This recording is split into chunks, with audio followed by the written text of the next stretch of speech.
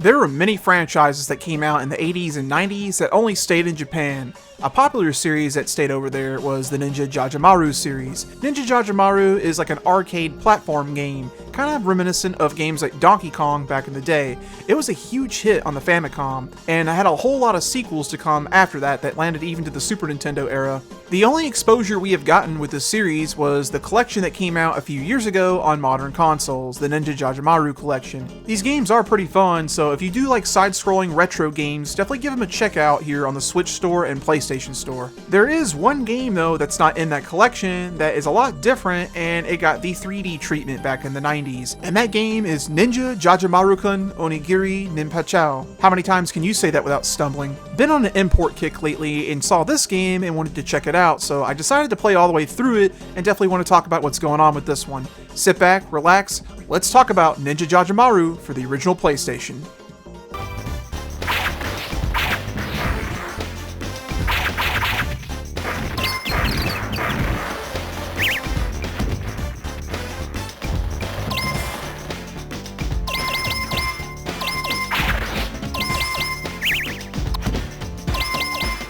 Ninja Jajamaru was developed by Infinity and published by Jalico in 1997.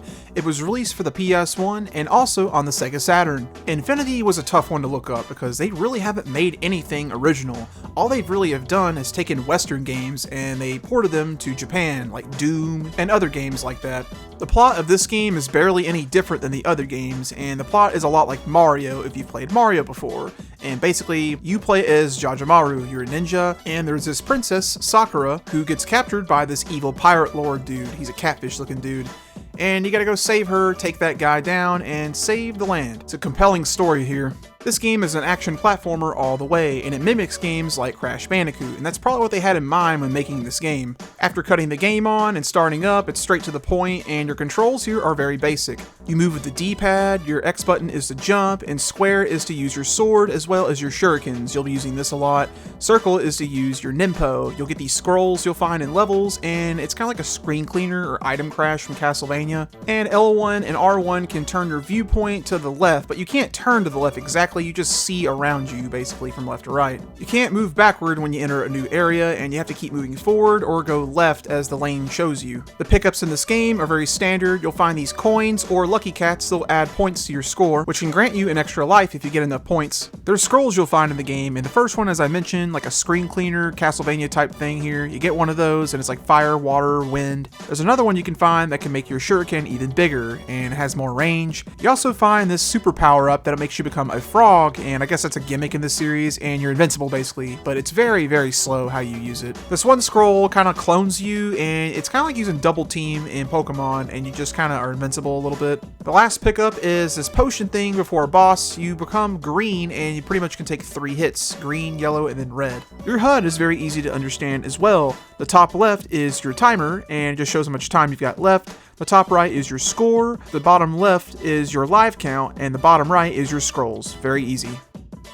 The objective of this game is super easy. Get to the end of the level, get on this purple platform, and that's the end zone. Levels consist mainly of going down the lanes and killing bad guys, as well as jumping over holes or landing on platforms. They'll switch it up sometimes with different levels, like the minecart levels here, as well as the skiing levels, and you have other levels with just more platforms. You've got one-hit deaths here, so if you die, you have a slow death, and then you'll finally respawn, usually in the same spot or close to it. If you do run out of lives and get a game over, well, you have a password system in this game, and it's very simple to use, but you could always continue from where you left off in the level. You just start from the beginning. There's lots of enemy variety in this game. You'll see different enemies every single level almost, and they have an FMV cutscene in between levels a lot. It's a very nice touch to have that in a game like this. You'll do a couple levels, and then there's a boss fight, and how you'll know is you'll see this potion. As soon as you get into the arena, you fight them, and they're pathetically easy. They have no real challenge, and you just plup them and they're dead.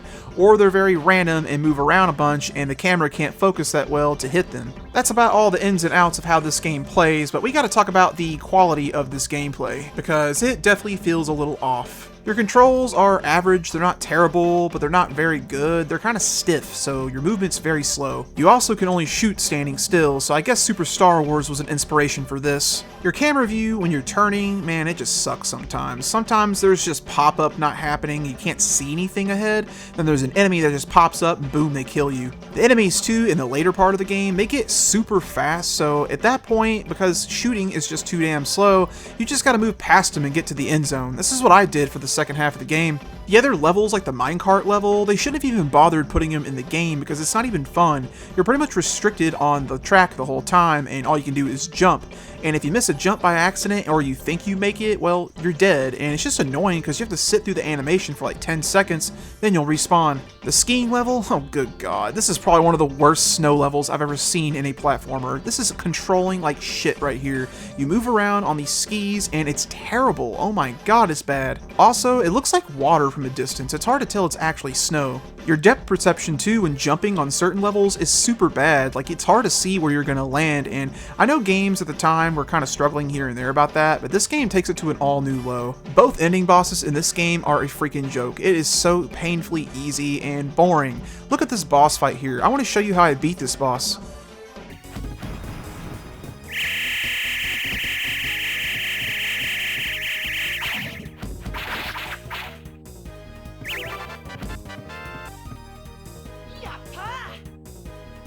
Ninja Jajamaru for the PS1 is no good. It controls not that great, and the game itself is so freaking dull. I'd rather play Lilo and Stitch or even Jersey Devil. That is saying a lot there. This game is just very unpolished. I mean, you can play the game like normal, but it's just such an annoying game to play in general. The bland controls and disadvantage with enemies just doesn't make it really an engaging experience. The level design is also very lousy. Why even add the minecart, skiing levels, or jumping stuff if it's not even going to be fun to begin with? The boss fights are the bare minimum of boss fights, and they're piss poor, and it's just a disappointment because this game has a cool setting, but the game itself is just not that good.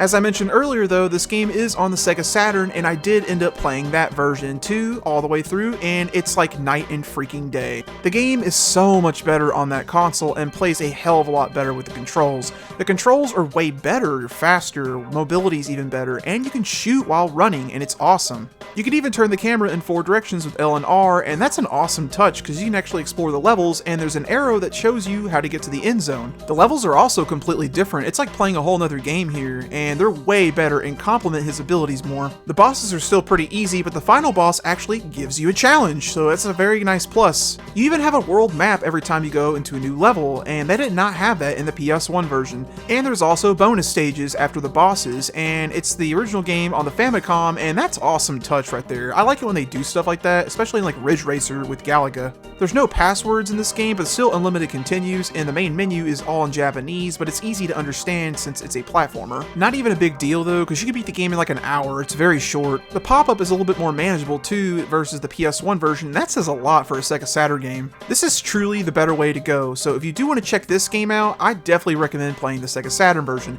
It's not the greatest game or anything, but it's definitely an okay, decent platformer. As for the PS1 game, definitely give it a stay away. The game never left Japan, so if you want a physical copy for yourself, it goes for about $90 on the Sega Saturn, and the PlayStation version's about the same.